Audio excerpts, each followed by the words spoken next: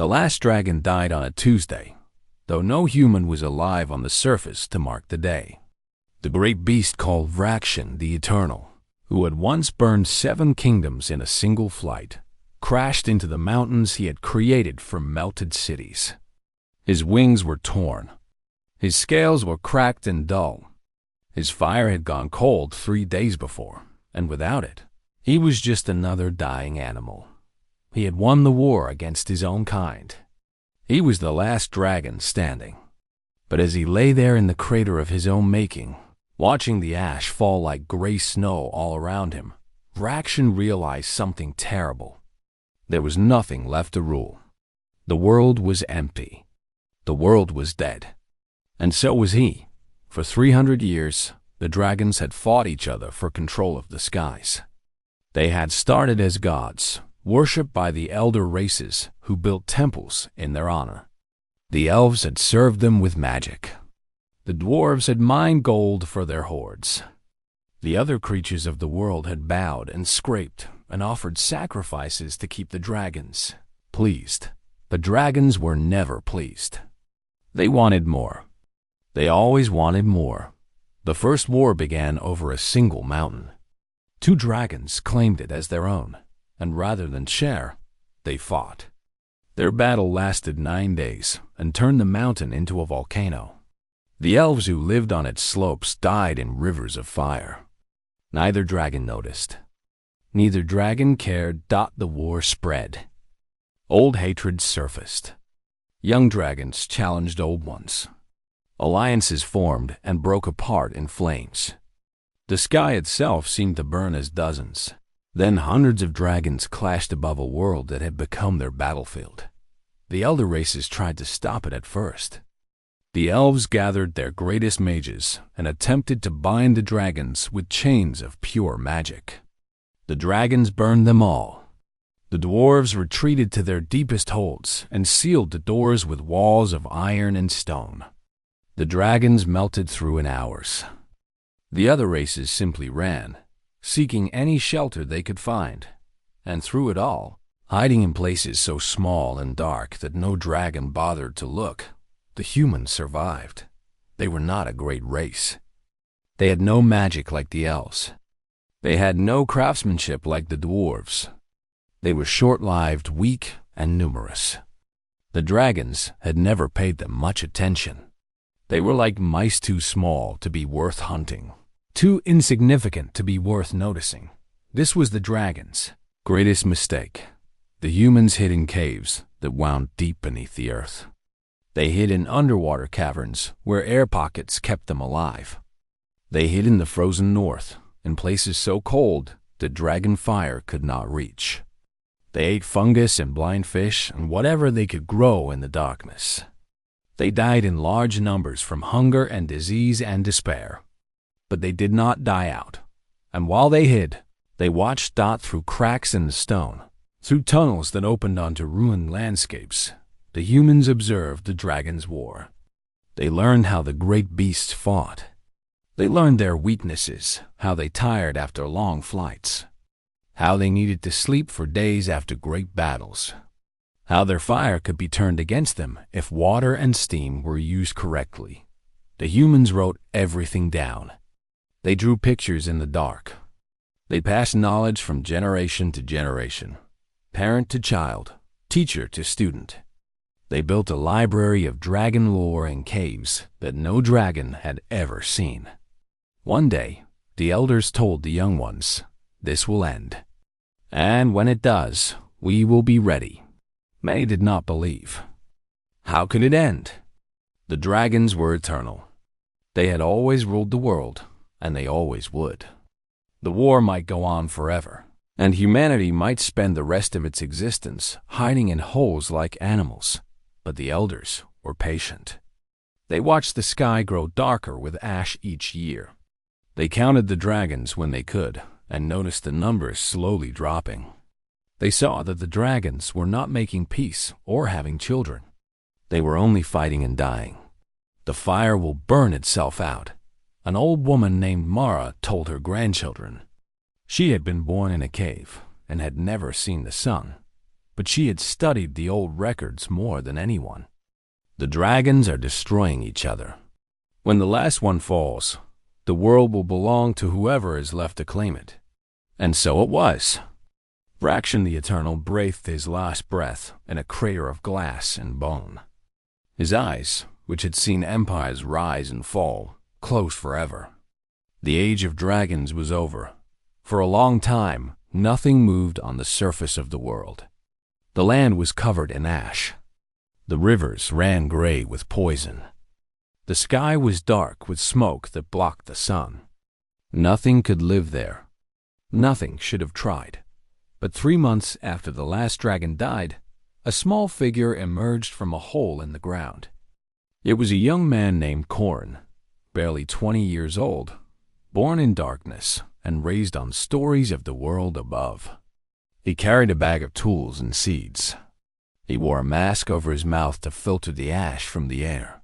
He looked at the ruined landscape around him, the gray wasteland that stretched to the horizon, the skeleton of a dragon half buried in the distance, the complete absence of life or color or hope. And he smiled. "Plenty of room," he said to no one. "Let's get to work."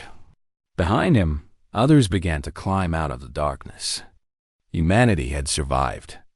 Now it was time to see what they could build from the ashes. 60 years had passed since Korin first stepped onto the ash-covered ground.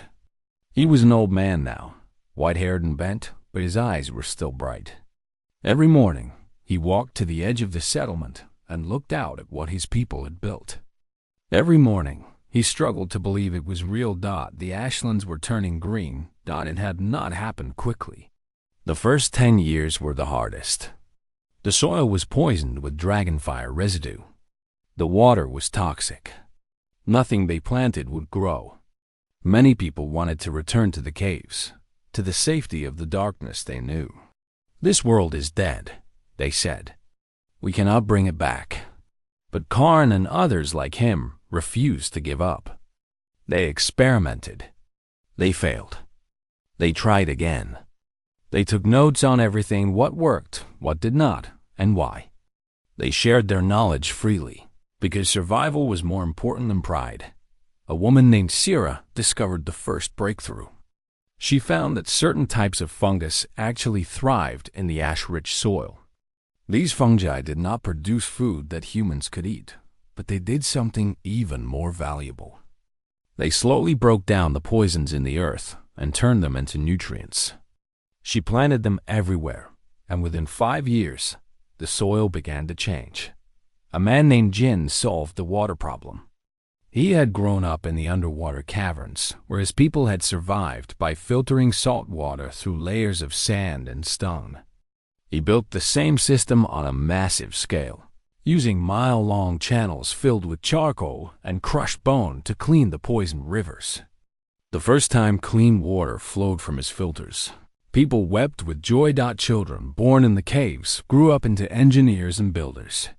They had never seen the old world, so they had no attachment to it. They looked at the ruined landscape and saw only problems waiting to be solved. Where their parents saw impossibility, they saw opportunity. The settlements grew. First there were a dozen people, then 100, then 1,000. They built houses from the bones of dragons, which were stronger than any stone. They used dragon scales as shingles on their roofs, because nothing else could keep out the acid rain that still fell in the early years. They wasted nothing. Every piece of the old world was turned into something useful for the new 1.50 years after the emergence. Traders arrived from the Dwarven mountain hold.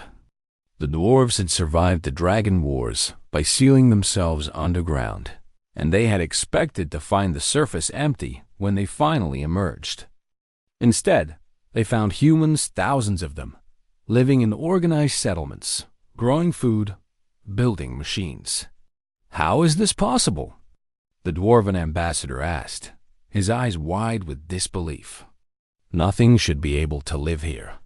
The human leader, a woman named Petra, who had taken over after Korin became too old to govern, showed him around. She showed him the fungus farms that had transformed the soil. She showed him the water filters that had made the rivers clean. She showed him the windmills that powered their tools and the greenhouses where they grew vegetables under sheets of thin dragon membrane. "We adapted," Petra said simply. "That is what humans do." The dwarves had gold and iron and ancient knowledge of metalwork. The humans had food and clean water and the ability to make almost anything grow. Trade began immediately. Within 10 years, the settlements had steel tools and the dwarves had full bellies. The elves came next. A small group had survived by hiding in magical pocket dimensions, tiny worlds separated from the burned one. They had expected to return to nothing. Instead, they found the humans waiting for them. "You cannot rebuild what the dragons destroyed," an ancient elf named Thandril told the human council. He had lived for 3,000 years and had seen civilizations rise and fall. He spoke with the certainty of someone who had seen everything. "This world is dead. Your efforts are admirable but futile.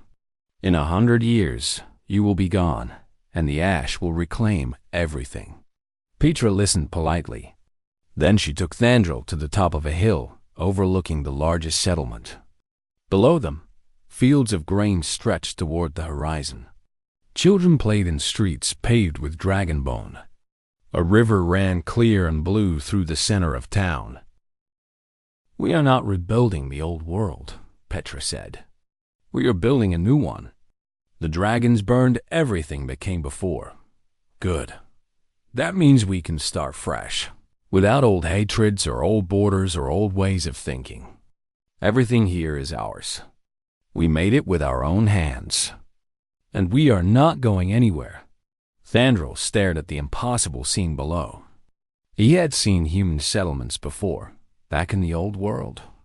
They had been crude and small, the work of a primitive race that lived and died in the blink of an elven eye. This was something different. This was organized. This was growing. This was the beginning of something new. "You truly believe you can succeed?" He asked. Petra smiled. "We already have." That night, she visited old Corin in his small house at the edge of town. He could no longer walk far, but his mind was still sharp. She told him about the elves and the dwarves, about the trade agreements and the growing settlements, about everything that had changed since he first stepped out of the darkness 60 years ago. Corin listened quietly. When she finished, he took her hand. "I knew we could do it," he said.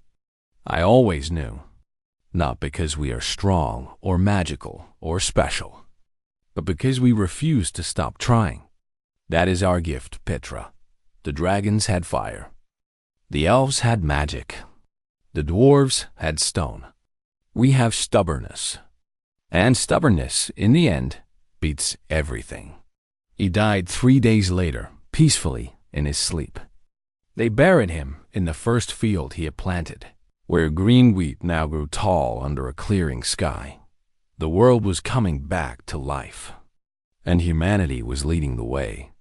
The young dragon Kethrak had never seen another of his kind. He hatched alone in a volcanic cave, surrounded by the shells of eggs that would never open. His brothers and sisters had died before they could live. Only he had survived, and he did not know why. For his first 10 years, he lived like an animal. He hunted what little prey he could find in the ashlands, lizards and rats, and the occasional wild goat that had somehow survived the burning. He taught himself to fly by falling off cliffs until his wings understood what they were for. He learned to breathe fire by accident, nearly killing himself the first time the flames burst from his throat. He knew nothing of his history. He did not know that dragons had once ruled the world. He did not know about the war that had destroyed everything. He only knew that he was alone, that he was hungry, and that somewhere out there, something was changing.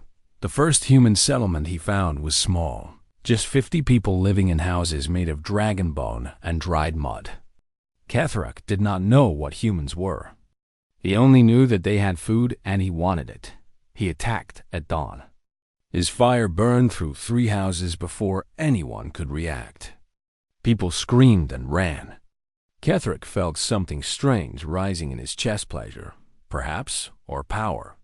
This was what he was meant to do. This was what he was for. But the humans did not simply flee. They fought back. They could not hurt him with their spears and arrows. His scales turned aside everything they threw at him. But they did not need to hurt him. They only needed to slow him down. A group of hunters led him away from the settlement, always staying just out of reach, always making him chase them. He did not realize he was being herded until it was too late. They led him into a narrow valley with high walls on both sides. And then they opened the gates. Water came rushing in a river they had dammed and saved for exactly this purpose. Ketherick tried to fly, but the valley was too narrow for his wings. He tried to breathe fire, but the water turned it into steam that blinded him and burned his lungs. He thrashed and roared, but the water kept rising. He should have died. He expected to die. But when he finally stopped struggling and let the water carry him, he found himself washed up on the shore of a small lake, too weak to move. Surrounded by the same humans he had tried to kill. They did not kill him. He did not understand why. A woman approached him, Petra's daughter, Mira, who had inherited her mother's sharp mind and steady heart. She was not afraid of him, even though she was small enough for him to swallow whole. She simply looked at him with calm, curious eyes. "You are alone," she said. It was not a question. Ketherick said nothing. He did not know if he could speak. He had never spoken to anyone. All the other dragons died in their war, Myra continued. They burned the world trying to destroy each other. Now there is nothing left for them to rule. Nothing except ash and bones and the things we have built from them. She gestured to the settlement on the distant hillside. Even from here, Ketherick could see the green fields, the clean river, the houses full of life. He had destroyed part of it. They had rebuilt already. "You have a choice," Myra said. "You can keep fighting. You can burn our towns and kill our people. We will stop you eventually. We have learned how. And when you die, you will be the last of your kind. The dragons will be truly gone forever." She paused, letting the words sink in. "Or you can join us." Ketherick stared at her. The idea was absurd. Dragons did not join anyone. Dragons ruled. Dragons conquered. Dragons took what they wanted and burned whatever stood in their way. But the dragons were all dead. And Ketherick was alone. "Why would you want me?" he asked. His voice was rough and unused up. Myra smiled. "Because you can fly and we cannot. Because you can lift loads that would take 20 of our workers to carry. Because you can breathe fire hot enough to forge steel in seconds. You are powerful, dragon. But power is only useful when it builds something. Your ancestors used their power to destroy. We want to use ours to create. The question is, what do you want?" Ketherick did not answer right away. He lay in the shallows of the lake for 3 days, recovering his strength, thinking about Myra's words. The humans brought him food, dead cattle, which they could have eaten themselves but chose to give to him instead. They did not fear him. They did not worship him. They simply waited for him to decide. On the 4th day, he rose and flew to the settlement. The people below tensed, ready for another attack. But Ketherick did not breathe fire. He landed in the central square and lowered his head. "Teach me," he said. They did. They taught him how to carry cargo in a harness. They taught him how to use his fire to clear land and forge metal. They taught him how to work with others, not as a master or a slave, but as a partner. It was strange and uncomfortable, and sometimes humiliating for a creature born to rule. But it was also good. For the first time in his life, Ketherick was not alone. He belonged to something larger than himself. And slowly, other young dragons emerged from their hiding places in the volcanic wastelands. drawn by the rumor of one of their kind who had found a different way to live. Not all of them chose to join. Some could not let go of their pride. They attacked human settlements and died in traps of water and steam. But others followed Kethrak's path. They became carriers and builders and guards. They found purpose in cooperation. The age of dragon rule was over. The age of dragon partnership had begun. 200 years after the first human emerged from the caves, a ship arrived from across the eastern sea. It was unlike any vessel the people of New Dawn had ever seen, enormous, with sails of bright silk and a hull painted in colors that had not existed in the Ashlands for centuries. The ship came from the Eastern Kingdoms, lands so far away that the Dragon's War had barely touched them. For generations, the Eastern people had believed that everything west of the Great Ocean had been destroyed. Then traders began telling stories of a new civilization rising from the ashes. The Eastern Emperor sent his ambassadors to see if the stories were true. What they found astonished them. New Dawn was built in the crater where the last dragon had fallen. The crater was enormous, miles across, and the humans had filled it with life. Great rings of buildings rose from the crater floor to the rim, connected by bridges and stairs, and, in some places, by dragons who carried passengers through the air. Farms covered the outer slopes. Factories churned out tools and machines. The river that flowed through the center ran clear and clean, powering water wheels and mills. The ambassador, a dignified man named Lord Chun, stepped off his ship onto the docks of New Dawn and simply stared. He had expected ruins. He had expected savages picking through the bones of a dead civilization. Instead, he found a city more alive than any he had seen in the East.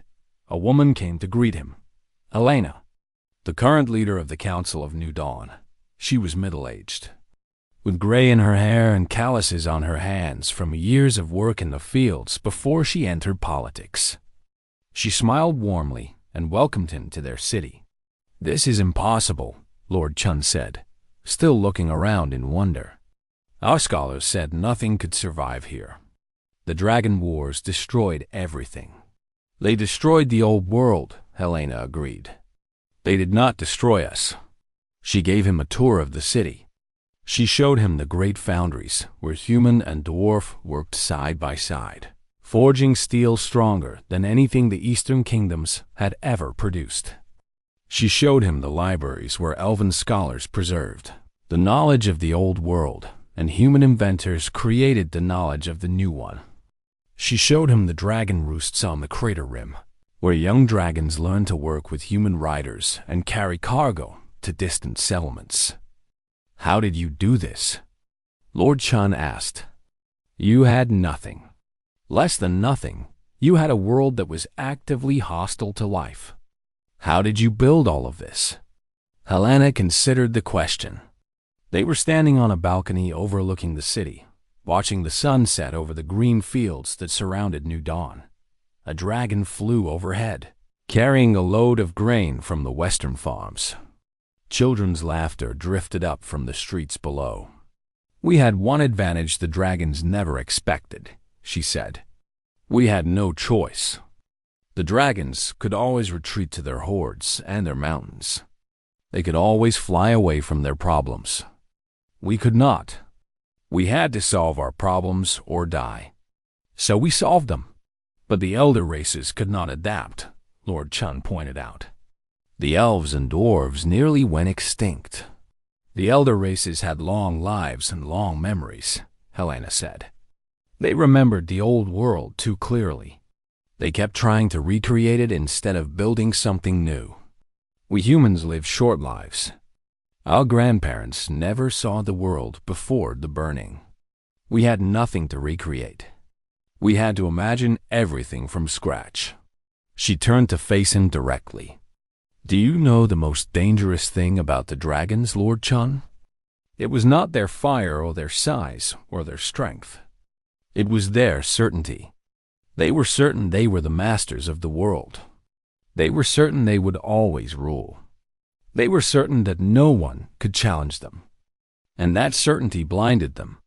They could not imagine anything different than what they had always known. She gestured to the city below. We humans have no certainty. We know we are weak. We know we can fail. We know that tomorrow could bring disaster. And because we know these things, we plan for them. We adapt. We change. We do whatever we must to survive. The dragons burned the world because they were certain they would win. We rebuilt it because we were certain of nothing except that we had to try. Lord Chun stayed in New Dawn for 3 months, learning everything he could about this strange new civilization. He met humans and elves and dwarves working together on projects that would have been unthinkable in the old world. He flew on the back of a dragon named Kethrak, now old but still strong, who told him about the choice Myra had offered him 200 years ago. Do you regret it? Lord Chun asked the dragon. Giving up your freedom, your power, your birthright? Kethrak laughed a deep rumbling sound that shook the air. My ancestors had all those things. They used them to destroy everything, including themselves. I gave up the chance to be a king of ashes. In return, I gained a family, a purpose, and a future. I think I got the better deal. When Lord Chun finally returned to the Eastern Kingdoms, he carried with him trade agreements, technological blueprints, and a long report for his emperor. But more than that, he carried a story, the story of a people who had looked at the end of the world and decided it was merely a new beginning. The emperor read the report 3 times. Then he asked Lord Chen a simple question. What should we learn from these people? Lord Chun thought about everything he had seen. The farms growing in poisoned soil. The dragons carrying cargo instead of breathing fire. The children playing in streets made of dragon bone. The dragons thought fire was the end of all things, he said finally. They were wrong. Fire is just a tool, and the humans taught themselves to use it. The most dangerous thing in any world is not the creature with the most power. It is the creature that refuses to stop trying. The dragons burned their world. The humans built a new one in its place. They did not have magic or strength or ancient wisdom. They only had stubbornness and hope. And it turns out that is enough. The emperor was silent for a long moment. Then he smiled. Perhaps, he said, we should learn to be more stubborn. In New Dawn, the sun rose over the green fields and the clean rivers and the busy streets. Another day began in the world the dragons had destroyed and the humans had claimed. It was not a perfect world. There was still work to be done, problems to solve, challenges to face. But the humans would face them. They always did. They always would. That was their gift. That was their strength. And it was more than enough.